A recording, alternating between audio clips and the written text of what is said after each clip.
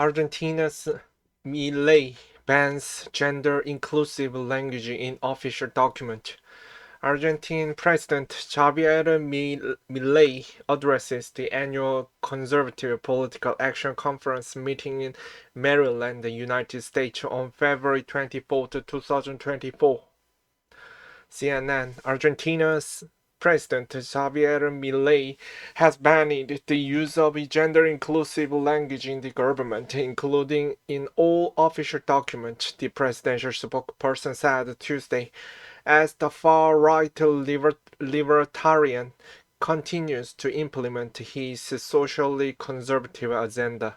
The ban, effective immediately, will prohibit inclusive language and everything related to the gender perspective throughout the national public administration. Manuel Adornis, spokesperson in the Casa Rosada, said in his daily press conference. Spanish is gender-defined language where most nouns were given a masculine O ending or the feminine A ending. In the effort to create a gender-inclusive language in Spanish-speaking countries, there has been a push to use X, E, or A to create gender-neutral nouns instead of using O or A. For example, the gender-neutral term Latins as opposed to the masculine Latino or feminine Latina. Going forward, it will not be possible to use the letter E, the A sign, and the X, Adonis said, adding that the people should also avoid the unnecessary use of the feminine in all public administration documents. Adonis rejected the argument that gender-inclusive language covers all the demographics of society, saying the language that covers all sectors is the one we use. It is the Castilian language. It is Spanish, he said.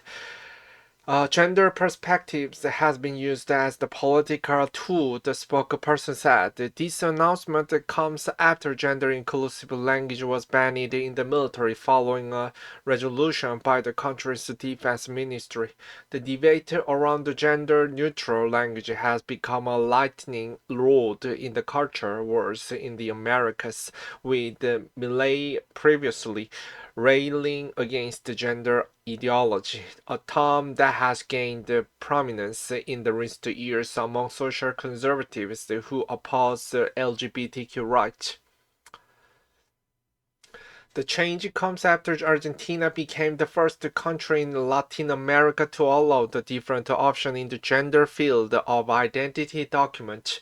In 2021, the government of former President Alberto Fernandez announced a new national identity document called DNI for non-binary people that establishes the terminology X in the field of gender for amended DNI and passport.